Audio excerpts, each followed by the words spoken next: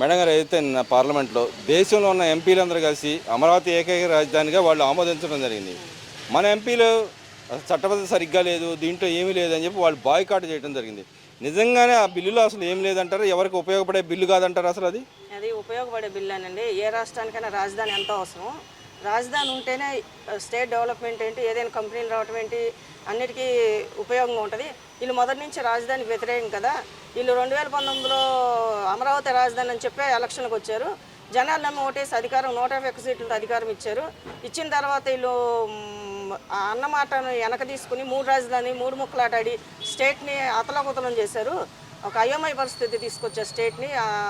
రాష్ట్రానికి రాజధాని రాష్ట్రం చేశారు. 3 రాజధాని ఎక్కడ తట్టమట్టేయలేదు, ఏమీ చేయలేదు.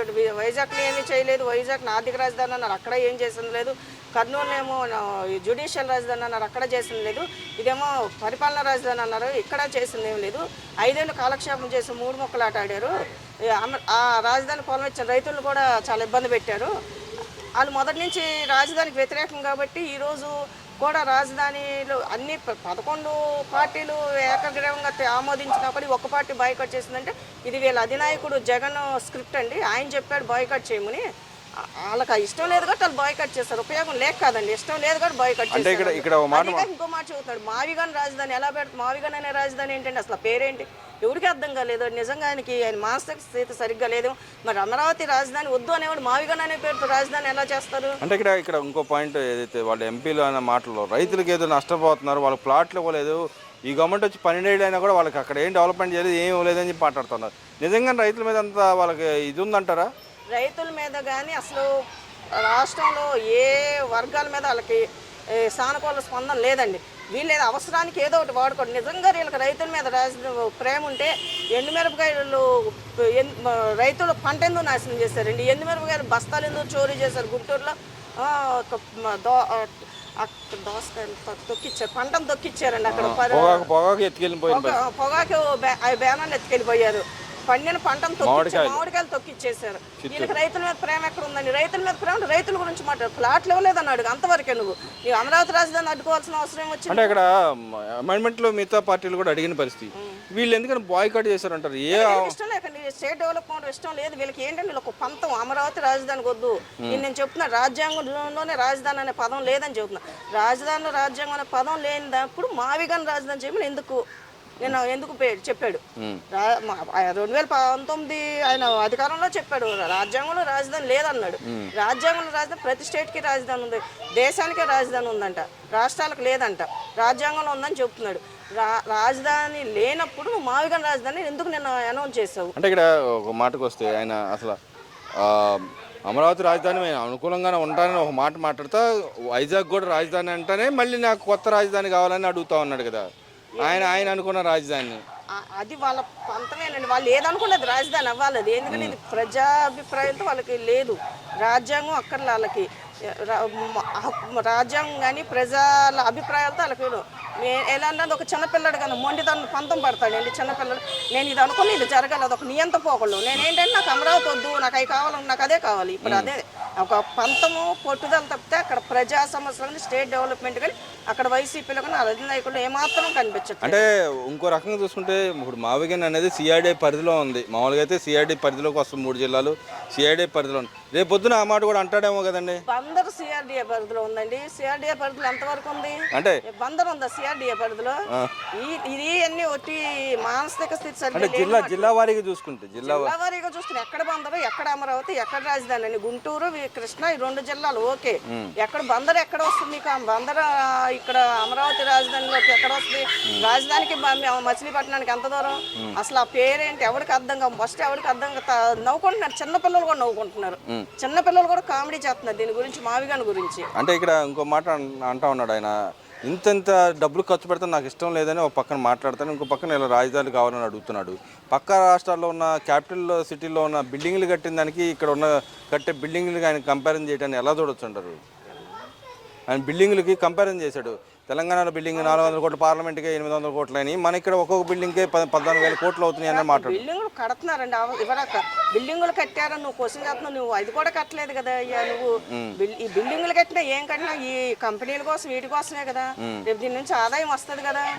ఈయన కేవలం కావాలని ఇది ఒక అసలు అతను మాట్లాడే మాటకి ఎలా చెప్పాలో కూడా అర్థం కావట్లేదు. ఏదో ఒకటి కంపారిజన్ చూసి అమరావతిని అల్లకల్లోలం చేయాలి, రాజధానిని అల్లకల్లోలం చేయాలని. నువ్వు కట్టే ఒక బిల్డింగ్ నువ్వు 500 పెట్టి ఋషికొండ ప్యాలెస్లో ఎందుకు కట్టా? నువ్వెందుకు ఇది చేస్తావు? నువ్వు ప్రతి జిల్లాలో పార్టీ ఆఫీసులు కట్టావుగా, ప్రభుత్వ భూముల్లో కట్టావుగా. ఆ బిల్డింగుల సంగతి నువ్వెందుకు కట్టినా డెవలప్మెంట్ కట్టు. నువ్వు సొంతానికి కట్టుకున్నావు బిల్డింగ్లు. చెప్పండి, నీ వాష్రూమ్ లో నీ కమ్మోడు ఖరీదంత 25 లక్షలు నీకు. నువ్వు కట్టిన బిల్డింగ్ అంటే ప్రజల యొక్క డబ్బులు అప్పుల పాలు చేసేసి వాళ్ళు ఇబ్బంది పెడతాడు కాబట్టి మేము అపోజ్ చేస్తామని చెప్పి మాట్లాడుతూ ఉన్నారు. అంటే నువ్వేమైనా బాగు చేసింది ఉంది 5 ఏళ్లలో? నువ్వు మాట్లాడితే పబ్లిక్ ప్రతి ఒక్కళ్ళు ఇప్పుడు అందరూ సంతోషంగా ఉన్నారు. రాజధాని అనేది వచ్చిందని ప్రతి ఒక్కళ్ళు చాలా హ్యాపీగా ఉన్నాం. పబ్లిక్ ఇబ్బంది పడినప్పుడు నీకేంటి ఇబ్బంది? ప్రజల్లోంచి తిరుగుబాట్లేదు, నీకేంటి ఇబ్బంది? ప్రజల్లోంచి తిరుగుబాటు లేదు కదండి. ప్రజలు అమరావతి రాజధాని నిన్న నుంచి అందరూ హ్యాపీగా సంతోషంగా ఉన్నారు. నీకేంటి ఇబ్బంది? అసలు ఏమన్నా నష్టం ఉంటే ప్రజలు బయటకు వస్తారుగా, నీకేంటి ఇబ్బంది? అంటే ఇక్కడ రాజధాని అనేది అసలు ఉండకూడదనే మాటలు మాట్లాడుతున్నారు. అది కరెక్టే కదా. అసలు ఎయిమే అది. రాజధాని రాష్ట్రం కావాలి వాళ్ళకి. రాజధాని వద్దు అనేది అదే నిన్న అసెంబ్లీలో ఓపెన్ మొన్న సజ్జలేమే రాజధానికి కట్టుబడి ఉంటాం అన్నాడు. మొన్న వాళ్ళ నాయకులే తేపకో మాట పట్టినాను. వాళ్ళకి క్లారిటీ లేదు. ఒకళ్ళు కావాలంటారు, ఒకళ్ళు వద్దంటారు. చివరికి నిన్న తేలింది ఏంటంటే వైసీపీ వాళ్ళకి రాజధాని అక్కర్లేదని నిన్న తేలింది. అంటే మరి ఆయన రాజధాని కావాలనుకుంటున్నాడు. ఆయన రాజధాని కావాలనుకుంటే కుదరదులేండి. ఇక్కడ పబ్లిక్ ఇవాళ నువ్వు 2014లో అమరావతి రాజధాని సెంటర్లో ఉంటుంది స్టేట్కి నువ్వు ఒప్పుకున్నావు. 2014లో ఒప్పుకున్నావు రాజధానికి. 2019లో ఆ బేస్ మీద ఎలక్షన్కి వచ్చావు. ఇవాళ నీకు కుదరదంటే దాన్ని ఎవరు యాక్సెప్ట్ చేయలేదు. మీరు ఏమంటున్నారు కానీ రేపొద్దున ప్రజా అభిష్టానం మేరకు, మా ఎమ్మెల్యేల అభిష్టానం మేరకు నేను మార్చేసాను అంటాడు. అలాంటి ఏదో పిచ్చి పని చేస్తావని ఈరోజు చట్టబద్ధత నువ్వు కదిలించడానికి లేకుండా చట్టం చేశారు. అంటే మాకు అధికారం ఉందని చెప్తున్నాడు కానీ ఉంటే సరిపోద్ది. అంటే నువ్వు చేయమని ఆయన వచ్చేది లేదు 2024లో, ఆయన చేసేది లేదు. ఎన్ని ఒట్టి గాలి మాటలండి, పట్టించుకోవాల్సిన అవసరం లేదు. ఒకవేళ వచ్చినాక చట్టం కదిలించడానికి వీలు లేకుండా అమరావతిని చట్టబద్ధ చాలా స్ట్రాంగ్ గా చేశారు. అంటే ఆ బేస్ మీదే కదా ఈయన అప్పుడు కోర్టుకు వెళ్ళిన పరిస్థితి, కోర్టు కూడా అడిగిన పరిస్థితి. గతంలో మీ ఇష్టం అని చెప్పి బీజేపీ చెప్పిన పరిస్థితి, ఇప్పుడు మరి ఒప్పుకున్న పరిస్థితి. ఇప్పుడు దానికి చట్టబద్ధత వచ్చేసింది అంటారా? అంటే గతంలో మనం చూసాం, ఏదైతే తెలంగాణ ఆంధ్ర విడిపోయినప్పుడు రాష్ట్ర రాజధాని అనౌన్స్ చేయకుండానే వాళ్ళు విడగొట్టిన పరిస్థితి. ఆ బేసిస్ దాంట్లో సవరణ అడిగారు ఈ గవర్నమెంట్ వచ్చిన తర్వాత. మరి ఏ రకంగా దీన్ని వాళ్ళు మార్పులు చేర్పులు చేయగలరు అంటారు? వాళ్ళు రాష్ట్ర రాజధాని వివరించలేదని ఉమ్మడి రాజధాని హైదరాబాద్ ఉంది 10 ఏళ్ల వరకు. ఇవాళ ఆ రాజధాని మన 10 ఏళ్ళు టైం అయిపోయింది కాబట్టి ఈరోజు మన ఏపీ రాజధానికి అమరావతిని చట్టబద్ధత చేశారు. వాడు కదిలించడం అనేది నెక్స్ట్ అది అసలు కదిలించడం రాజధాని వాళ్ళ కాదు. ఇక అక్కడ చంద్రబాబు నాయుడు గారు ఉన్నారు. అంత ఒకసారి దెబ్బతిని ఉన్నాము. అందుకని చాలా స్ట్రాంగ్ గా పవన్ కళ్యాణ్ గారు కదిలించడానికి వీళ్ళకి చట్టబద్ధత కావాలని పవన్ కళ్యాణ్ గారు కూడా మాట్లాడారు. ఈ పిచ్చాడు సంగతి తెలుసు. అక్కడ చంద్రబాబు గారు కానీ పవన్ కళ్యాణ్ గారు కానీ లోకేష్ కానీ దీన్ని చాలా స్ట్రాంగ్ గానే పునాదులు వేశారు ఈ రాజధానికి. దీన్ని కదిలించడం ఎవరి వల్ల కాదండి. కానీ మీరు ఆ మాట అంటున్నారు కానీ వాళ్ళు గతంలో కూడా ఎలిగేషన్ చేసిన పరిస్థితి ఇప్పుడు ఎలిగేషన్ చేస్తా ఉన్నారు. రేపొద్దున వాళ్ళు అధికారంలోకి వస్తే చేయరని నమ్మకం ఏంటంటారు? ఎలిగేషన్ చేస్తాడు, చేయాలని చేస్తాడు. కానీ అప్పుడు ఎవరో ఒకళ్ళు ఉంటారు, కోర్టుకు వెళ్తారు, దాన్ని స్టే తెస్తారు. ఇంతకుముందు చేయలేదండి రాజధాని, ఇంతకుముందు స్టేలు తేలేదా? దానికి తగ్గాలి, దానికే ఉంటారు. ఆ రోజు వచ్చేవాళ్ళు ఆ రోజు ఉంటారు. అంటే కోర్టు ఎలా చేస్తాయి అంటారు ఇలాంటి కేసుల్ని? కోర్టు అయినా న్యాయబద్ధంగానే చేస్తుంది. ఇంతకుముందు ఎన్నో తెచ్చాడు. అన్నిటికీ ఏదైనా ఒక్క దాంట్లో ఈయనకి అనుకూలంగా వచ్చిందని అన్ని మొట్టికాయలేక కోర్టు వేసింది. లేకపోతే కోర్టు మొట్టికాయ లేకపోతే అల్లకల్లోలం అయిపోయింది 2019-24లో రేపి. అంటే గతంలో ఉన్న కేసులు ఇప్పుడు ఎలా ఉంటాయి అంటారు? రేపు పొద్దున రాబోయే రోజుల్లో కేసులు వీగిపోతాయి అంటారు, లేకపోతే వాళ్ళకి అనుకూలంగా తీర్పు వచ్చే అవకాశం ఉంటుంది అంటారు? కేసులు వీగిపోతాయని మనం అనుకోమండి. కేసుల గురించి అంటే మాకైతే వీగిపోతాయి అని ఉండదు. ఎంత జరిగినా అంటే గతంలో వాళ్ళు వైసీపీ నాయకులు వేసిన కేసులు అవి వీగిపోతాయండి. వైసీపీ నాయకులు వేసిన నిలబడే కేసులు ఏ కేసు నిలబడిందని అమరావతి మీద రామకృష్ణారెడ్డి వేసాడు. ఏమి అయ్యింది? జడ్జి 4 చివాట్లు పెట్టి పంపించాడు. వైసీపీ వాళ్ళు వేస్తే ఏ కేసు నిలబడదని వీగిపోద్ది. దీంతో గత 2019 నుంచి ఒక కేసు నిలబడిందా? ఏది నిలబడదు. అన్ని వీగిపోయే కేసులు అయ్యి.